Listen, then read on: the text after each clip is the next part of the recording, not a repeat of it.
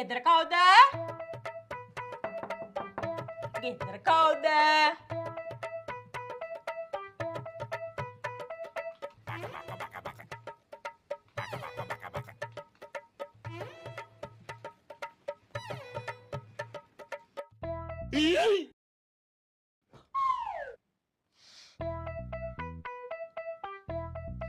ගෙදර කවුරුත් නෑ වගේ.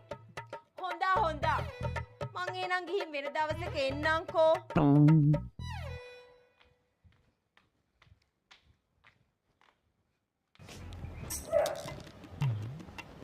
ගෑණි ගිහිල්ලා ආපෝ ගැලවිල්ලක් නෑ ඕකිගෙන්. පද්මේ මල්ලි දෙන්නත් එක්ක දොරකඩට වෙලා වෙසක් බලනවා වගේ. ඔව් එස. අනම්මනම් වානා. චාටු කතා වානා. පොලි තමයි ඕන. මට පොලි පුෂ්පිකා